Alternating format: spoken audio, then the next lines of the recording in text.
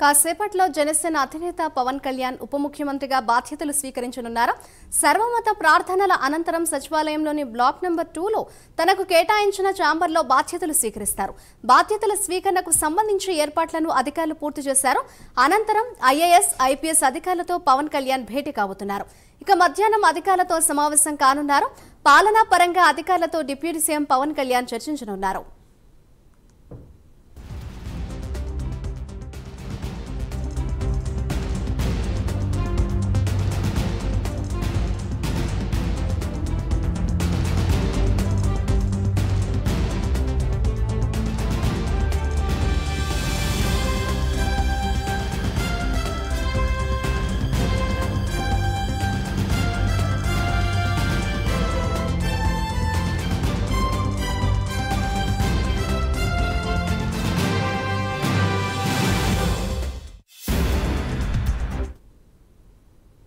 ఇక పవన్ ఉప ముఖ్యమంత్రి హోదాతో పాటు పంచాయతీరాజ్, గ్రామీణాభివృద్ధి, పర్యావరణం, అటవీ, శాస్త్ర సాంకేతిక శాఖల బాధ్యతలను పర్యవేక్షిస్తారు.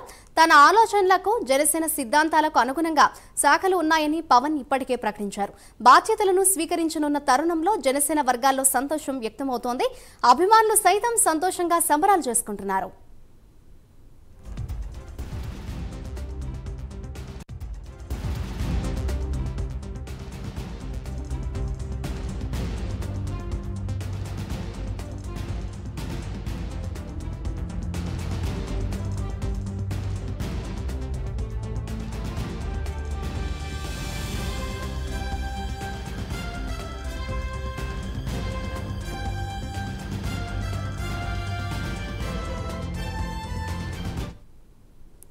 ఇక ఏపీలో రాజకీయాలు ప్రారంభించిన నాటి నుంచి అనేక ఇబ్బందులను ఎదుర్కొన్న పవన్ నేడు డిప్యూటీ సీఎంగా బాధ్యతలు తీసుకుంటున్నారు.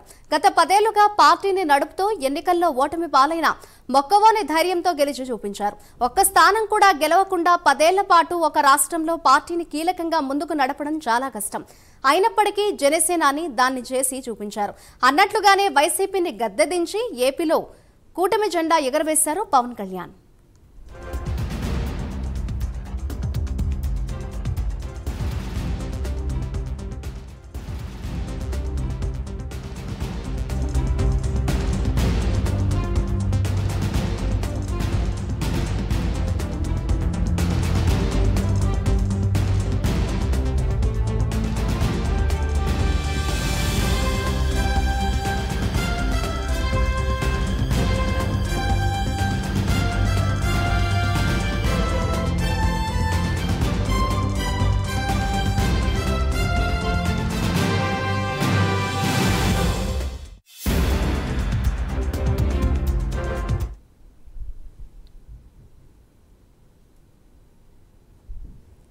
కాసేపట్లో జనసేన అధినేత పవన్ కళ్యాణ్ ఉప ముఖ్యమంత్రిగా బాధ్యతలు స్వీకరించనున్నారు. దానికి సంబంధించిన బ్రేకింగ్ న్యూస్ చూస్తున్నాం.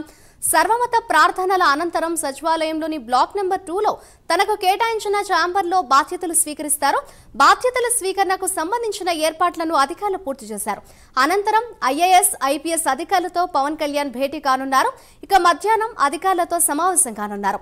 పాలనా పరంగా అధికారులతో డిప్యూటీ సీఎం పవన్ కళ్యాణ్ చర్చించనున్నారు.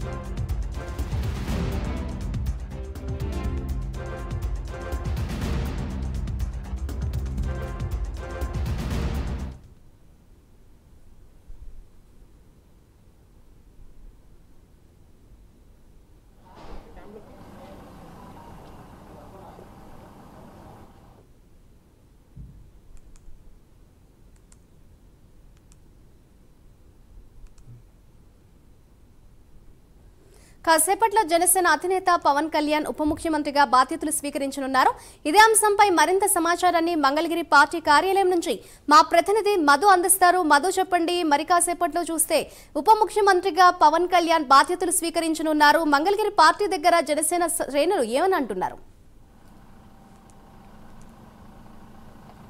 మాధురి తొలి ప్రేమికుడు తొలి సంతకం చేయబోతున్నారు. డిప్యూటీ సీఎంగా తొలి సంతకం చేయబోతున్నారు. ఇప్పుడు పార్టీ కార్యాలయం నుంచి మంగళగిరి పార్టీ కార్యాలయం నుంచి అయితే కనుక చూసుకుంటే కనుక భీమ్లా నాయక్ పవన్ కళ్యాణ్ స్టార్ట్ అవుతున్నారని చెప్పుకోవచ్చు. అదేవిధంగా చూసుకుంటే కనుక యాక్చువల్గా 9:30కి అనుకున్న ముహూర్తం కాదు 10:30కి పండితులు మార్చారని చెప్తా ఉన్నారు.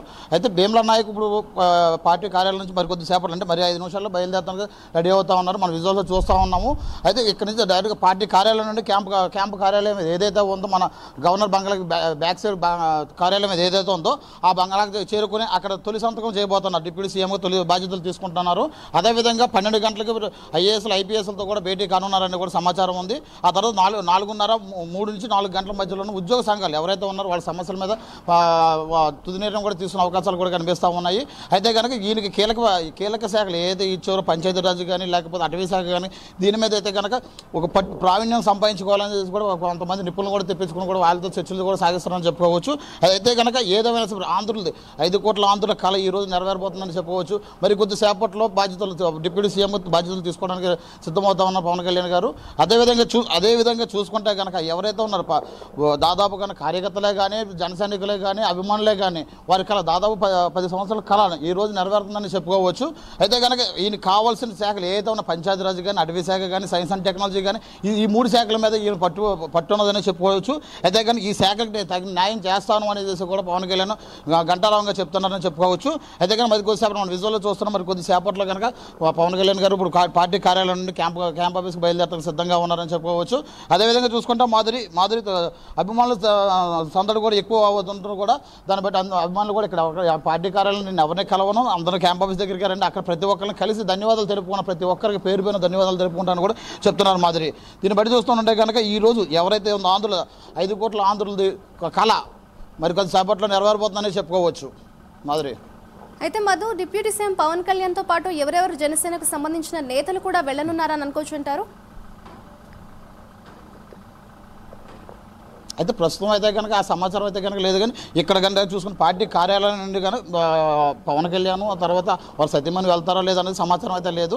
నాదెండ్ల మనోహర్ గారు కూడా ఇక్కడే ఉన్నారనేది కూడా తెలుస్తుంది. వారిద్దరూ కలిసి బాధ్యతలు డిప్యూటీ సీఎం కానీ పవన్ కళ్యాణ్ గారు బాధ్యతలు స్వీకరిస్తారనేది సమాచారం అయితే ఉంది మాదిరి. ఇంకొక 5 నిమిషాలు అంటే ఇప్పుడు 5 నిమిషాలు బయటకు వచ్చే అవకాశాలు అయితే కనిపిస్తా ఉన్నాయి పవన్ కళ్యాణ్ గారు. ఇక్కడ నుంచి బయలుదేరి దాదాపుగా ఒక 10-15 నిమిషాలు అంటే ట్రాఫిక్ కూడా క్లియరెన్స్ కూడా ఇచ్చారు. మూవ్మెంట్ కూడా ఇవ్వడం జరిగింది. భద్రతా సిబ్బంది కూడాను ఈ మూవ్మెంట్ కూడా ఇవ్వడం జరిగింది. అంటే ట్రాఫిక్ ఎవరికి కూడా ఇబ్బంది కలగకుండా ట్రాఫిక్ క్లియరెన్స్ కూడా ఇవ్వడం జరుగుతూ ఉంది. దీన్ని బట్టి చూస్తే ఒక 5-10 నిమిషాల్లో బాధ్యతలు తీసుకునే అవకాశాలు అయితే ఎక్కువగా కనిపిస్తున్నాయి మాదిరి.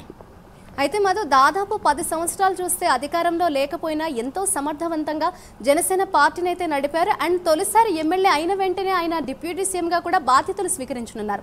ఓవరాల్గా దీన్ని ఏ విధంగా చూడొచ్చు, అలాగే దీనికి సంబంధించి జనసేన శ్రేణులు ఏమంటున్నారని అనుకోవచ్చు అంటారు?